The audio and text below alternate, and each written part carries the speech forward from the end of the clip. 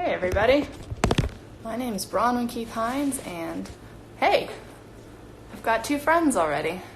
Hi Jason, hi Chris. Going live from Tune Fox. Bennett asked me to hang out here and share some licks and do some Q&A, so yeah, maybe I'll just play something first.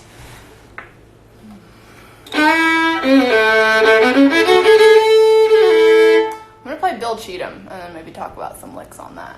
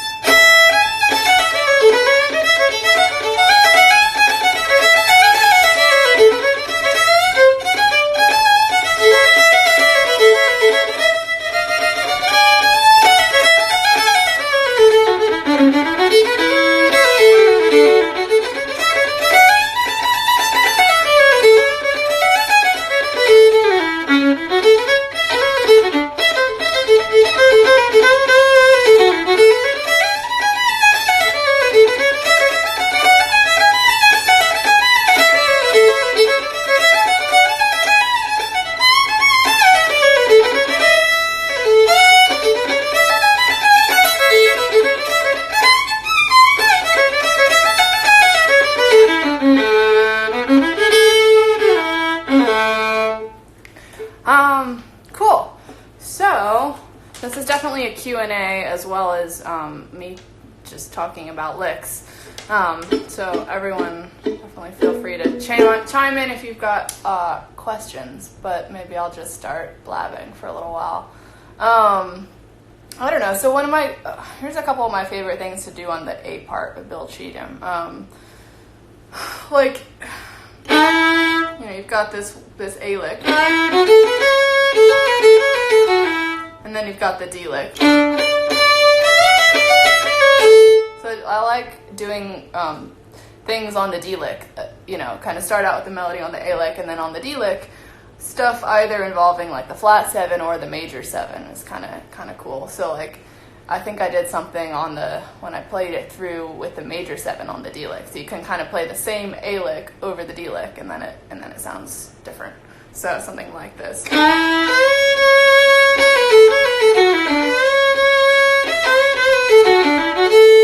Like change it slightly.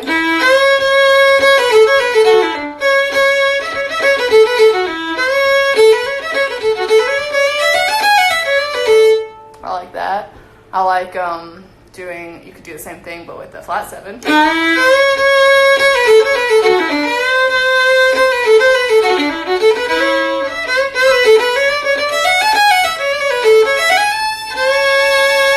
Something like that. I don't know, I think that's cool. And also just like playing around with octaves. Hey Don, what's up?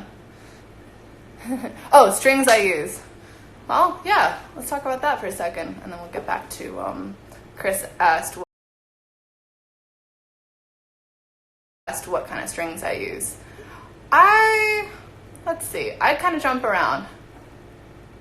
Yeah, make it sound like a D major 7th chord on the D chord. Strings, I like helichords. I like helichord heavies. Those are from D'Addario. Those sound great on a lot of my fiddles. I also like super flexibles. Those also work really well. And I like those Warshall E's. The Warshall E strings, those are super cool. They look like they come all wound up like old telephones, and then you kind of pull them and they just but something about them having been wound up and they keep a little bit of bend supposedly makes them less prone to the squeak. So I don't know. Yeah, strings. But maybe, and then, yeah, back to Bill Cheatham for a second. Yeah, I was just talking about I don't know. I think it's cool to jump around with octaves. So you can pretty easily play that A part up an octave.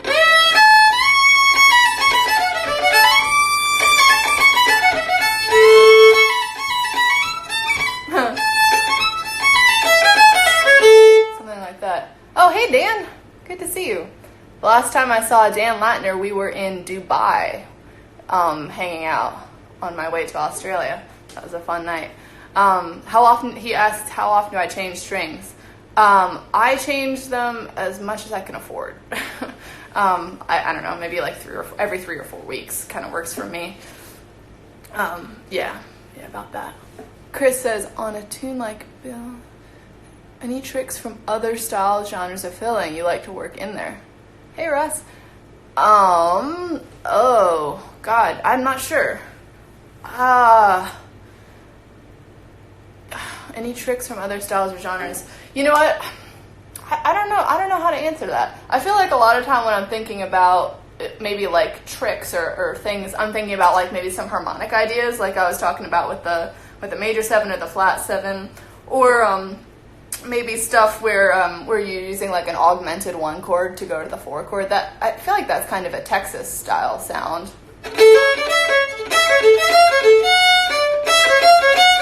Something like that. Basically, you're playing an A arpeggio, maybe starting at the top of it on the 5th, and then you're just playing an F sharp instead of an E. So you're keeping the rest of the A arpeggio the same.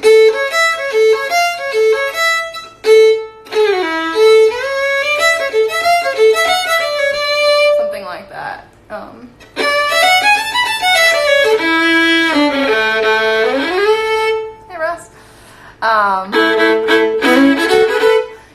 I really like that one augmented sound.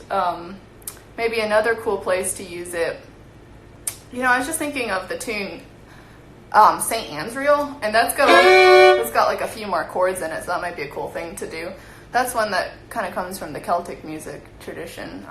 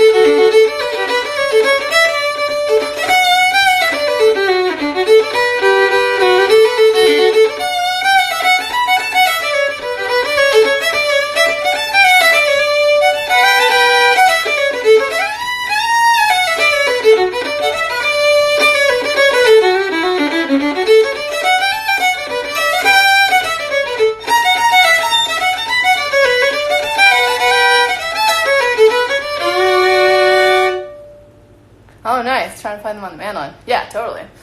Yeah, so you can do that same augmented 1 chord thing.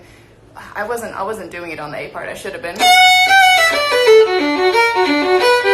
Going from the 1 chord to the 4 chord there. So you're thinking a D arpeggio, and then a D arpeggio with a sharp 5th. So instead of an A note, a B flat. But then you can do the same thing also in the B part, going from a D to a B minor. So, and then at that point you're kind of thinking like an F sharp. Text. You're kind of thinking an F sharp dominant 7 chord that leading to a B minor.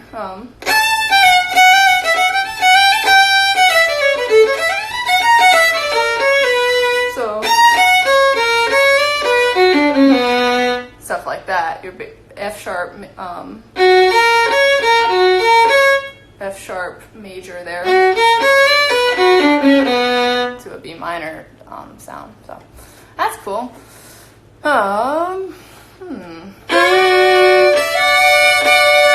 Also, I talked a little bit about octaves and Bill Cheatham, but that's like one of my favorite tricks is like playing the same lick a couple times in different octaves. Like, so if I stick with St. Anne's Reel,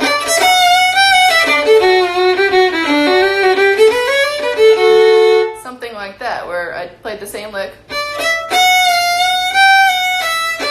and then played it an octave lower, like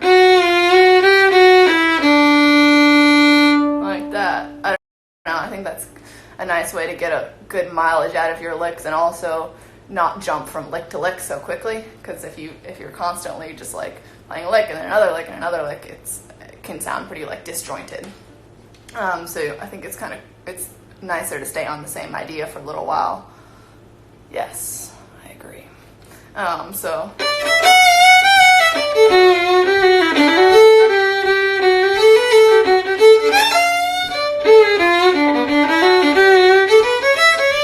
right there. And that's just like a bluesy thing. I feel like I'm thinking a lot of just arpeggios for these.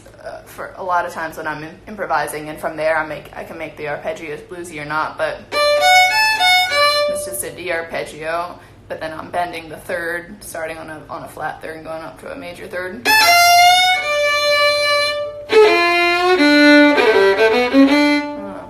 So something like that. And then in the B part, it's like cool to, if you can try to have the same like motif, like little chunk of material, and like try to bring it through the chords. I'm not always successful in that, but I try. So it's like in the B part,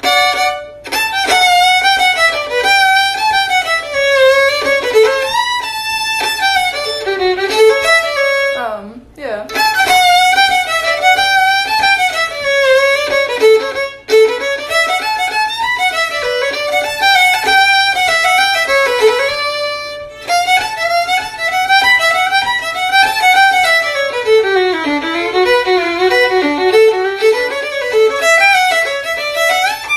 Something like that, where you're taking like a little, and then over the, so that's over D chord, and then it goes to an E minor.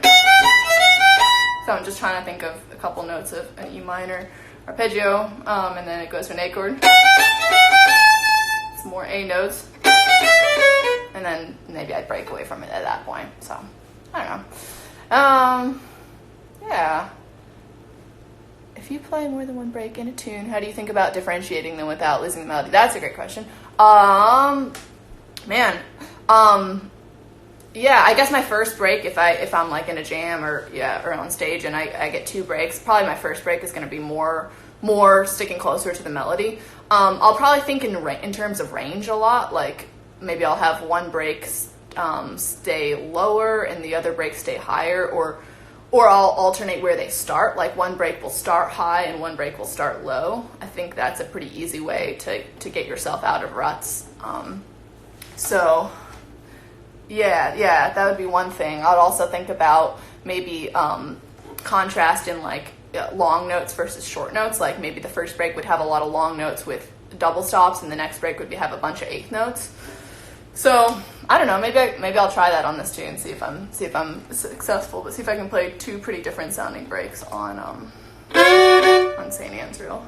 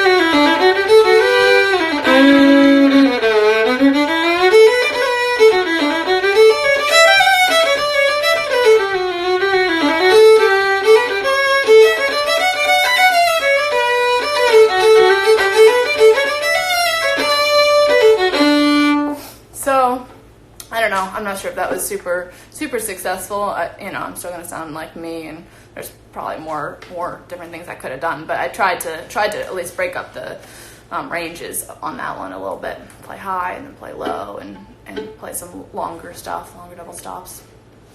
Yeah, let's see. Maybe I'll play, I don't know, does anyone have any other questions? Maybe I'll just play another tune in a different key and kind of work with some other lick ideas. I was thinking of this tune, Done Gone.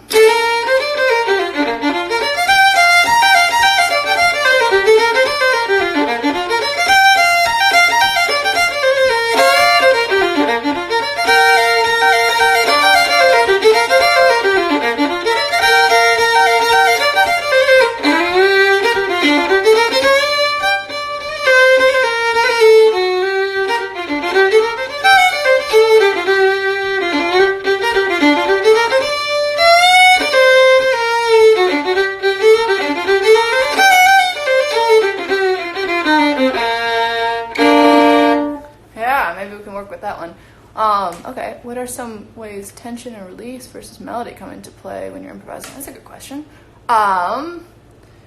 Tension, yeah, totally. I guess it's good to have a mixture of those, I guess you can think of tension, I don't know, there's a lot of different ways to think of what qualifies as tension. That could be like a tense sounding note that wants to resolve, like a tritone, or like even something like a 9 above a chord, So basically a 2 or a 9. So I'm working in the key of B flat right now, and a 9 would be a C. A 9 over a B flat chord would be a C note. So I consider that tension. If I'm starting, maybe if I start my phrase on a C instead of a B flat, there's a moment of tension, and then I bring it back. Or I could start my this melody actually starts on a D. So I could start, if I wanted to have more tension right at the beginning, I could start on maybe the note above it, like the E flat.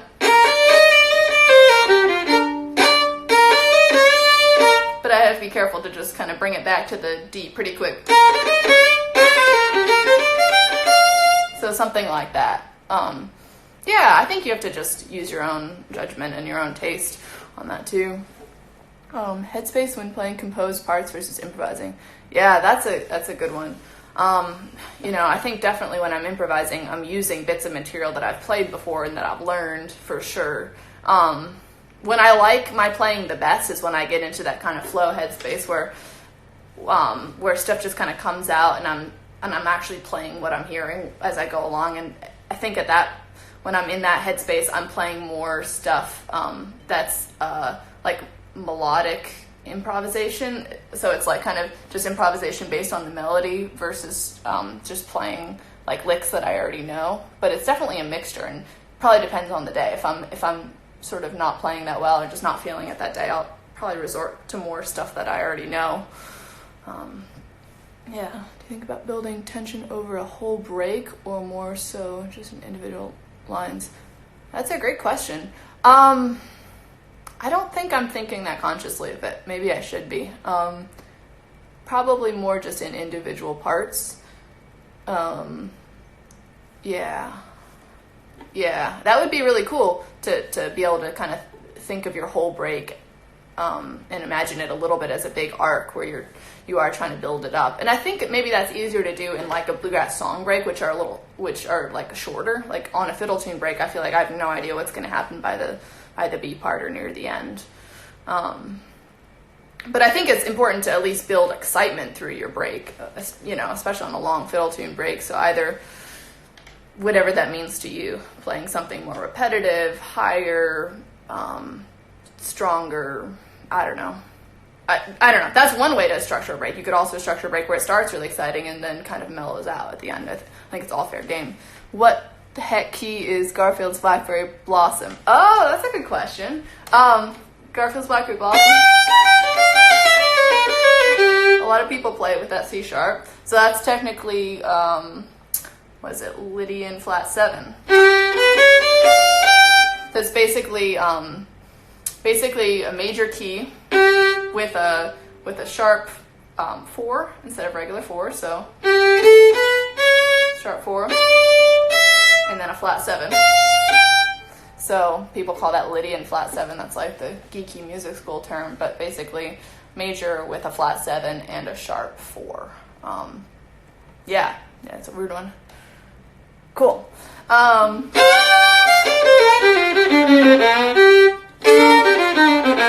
go back to Done Gone for a second and play through that. Oh, I love that sounding triplet one. Oh, so Dan Liner says, okay, yeah, is it the Benny Martin lick? Is it that? I think that's the only ascending. Oh, I guess ascending is up. Something like that. That.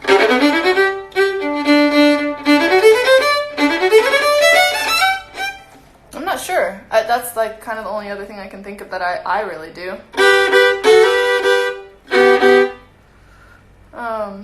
Is that it, Dan? Well, we'll come back. Oh, okay. Yeah, we'll come back to the ascending triplet lick. I'm not sure if I actually do that.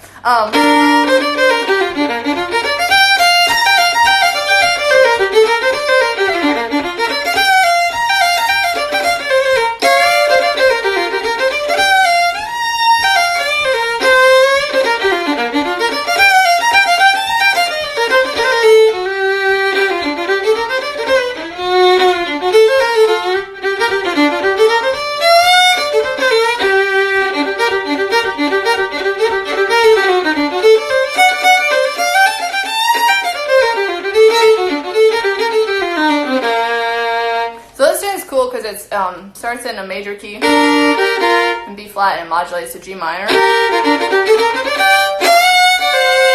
and then it goes to a D7.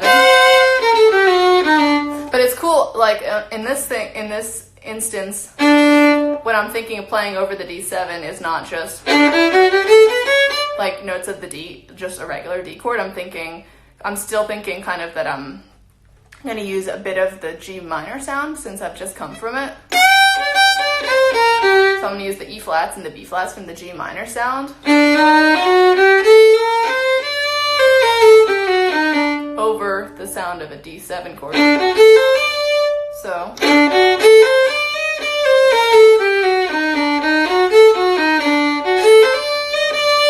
that's, I don't know, that's like just a cool sound in general, to kind of think about when you're on a minor. Well, yeah, when you're in a minor setting that then goes to a 5 chord. So Done Gone is a good example of that.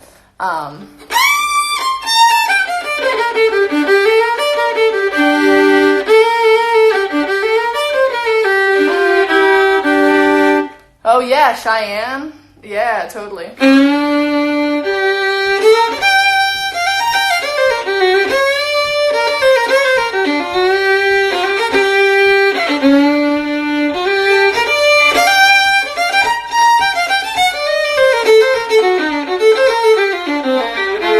Right there.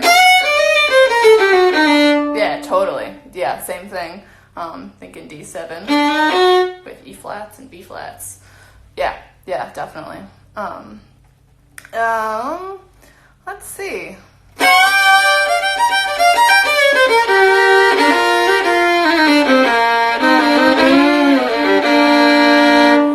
So I actually,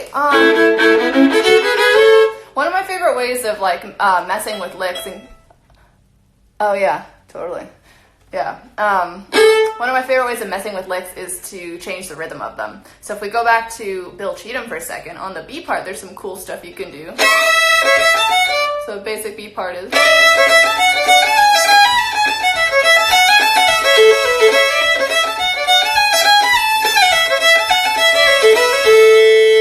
and then you could do something where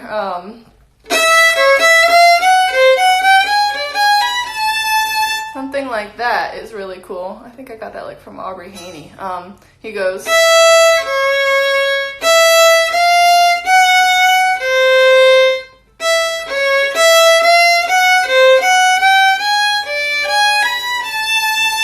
and then you could mess with a timing. So regularly it would be, and then you could go, or like, and then you've got like 3 licks out of that one lick, and there's more different things you could do. Yeah.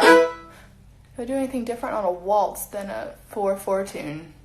Well, on a waltz, I mean, you've got more time. You're definitely gonna do sort of probably more long double stop kind of stuff. Yeah, let me think.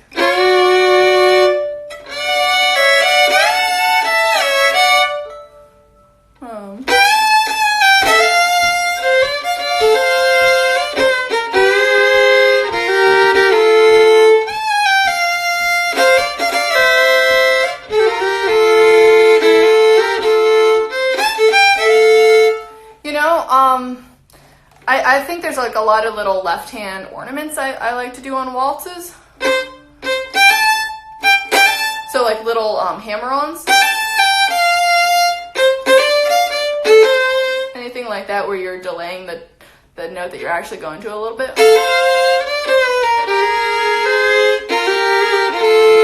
I'm exaggerating and doing it every time.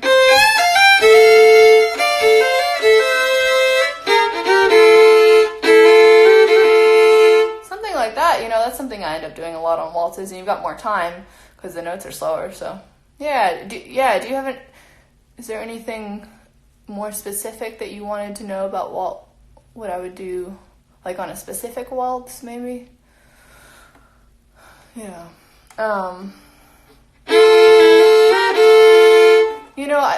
I think something that's just helpful for me is to just kind of try to figure out how you could harmonize a whole melody, especially if you're on a waltz. You've got a lot of time in double stops, and that's definitely a cool challenge.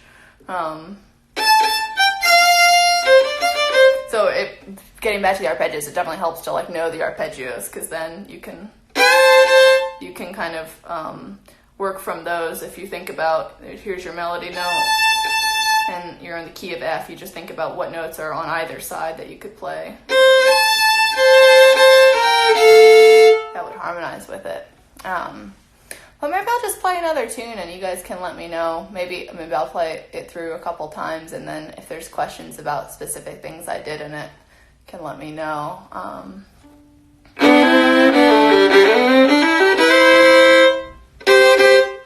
Here's one you guys probably know, Billy in the Low Ground.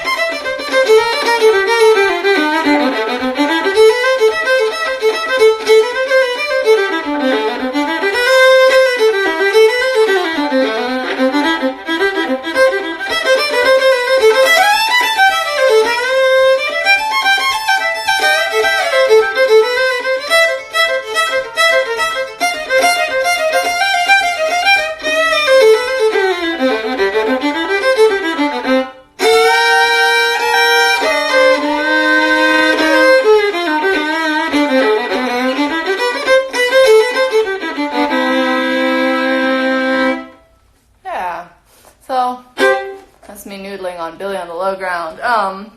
Some things I was definitely doing there. Oh, thanks, Russ. I gotta pick one of these days once this thing is lifted. So right away, if I'm on a 1 chord and I know I'm going to the 4 chord to play that flat 7, so I'm gonna C there.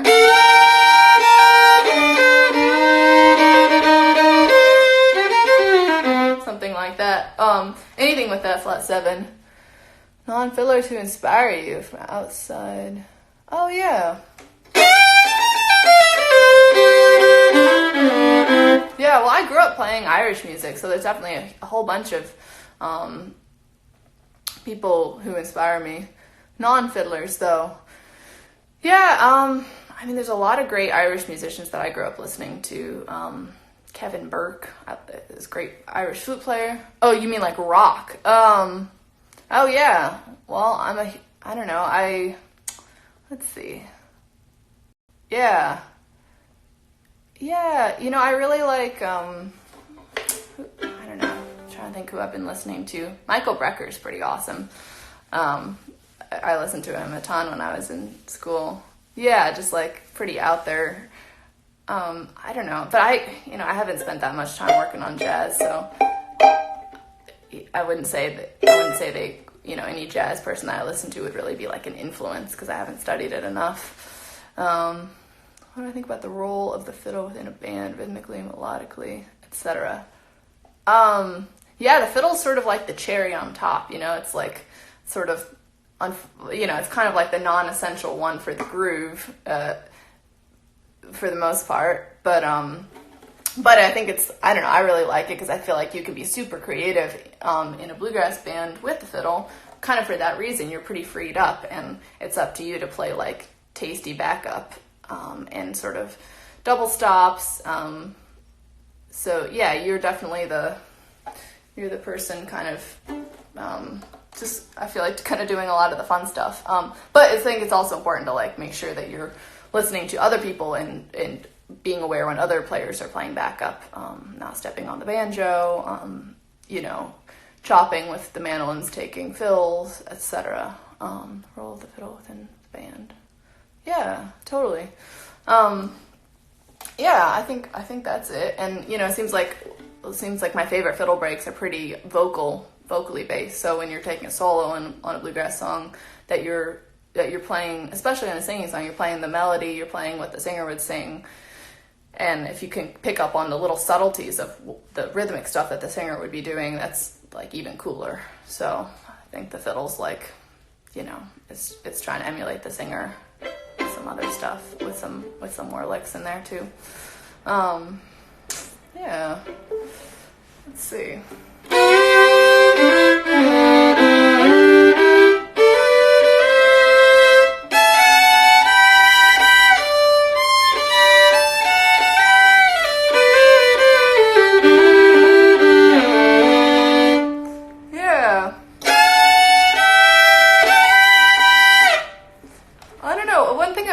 Recently is just trying to play be able to play through a chord and kind of play every double stop I can.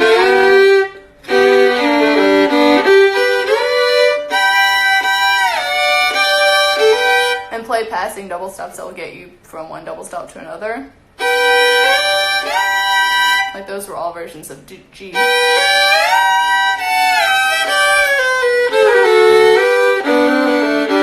Oh yeah, thanks Bennett. Yeah, thanks for reminding me. Yeah, Bennett says if you're enjoying the lesson, you can tip me. They're accepting tips. They've got a PayPal set up. The link's on their Instagram page. So, and I think they're matching all the tips. So, that is an option. And also, I'm supposed to tell you guys that there's a promo code that I have if you want to sign up for TuneBox. It's a super cool way to learn bluegrass and work on jamming skills and stuff. So I've got a promo code for 20%. I've got it written down. 20% the first 3 months of membership. And the promo code is Bronwyn20. So check that out. TuneBox is awesome, and Bennett is a great banjo player and friend, and you should support him. Maybe I'll play like one more tune and see if anyone else has any other questions, and then maybe we'll wrap it up for today. Thanks for hanging out with me, you guys.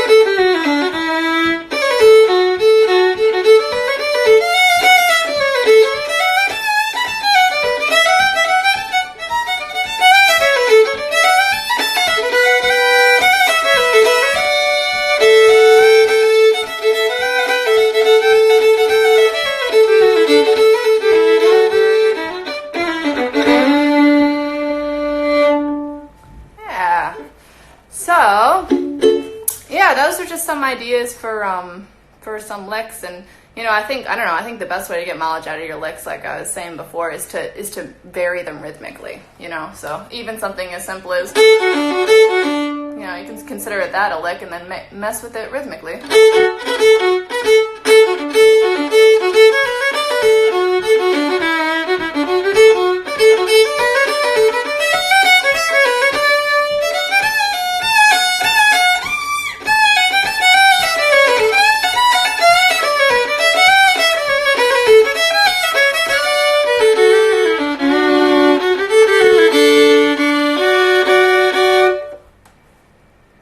That one? You guys have to help me out here. Was that Arkansas Traveler? I always get all the D licks or all the D tunes confused. Any bluesy kickoffs? Yeah, what key? What key do you want? Gonna wait for Born Off a Cliff. Bluesy kickoffs. E. Okay. Key of E bluesy kickoffs.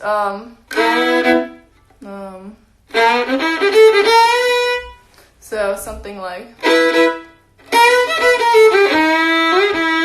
kind of depends what note the song starts on, but if the song starts on an E,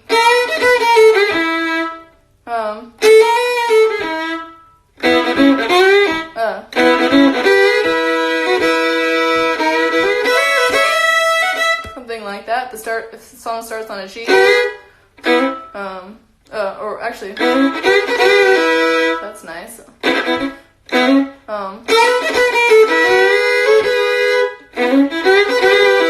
Yeah. And then,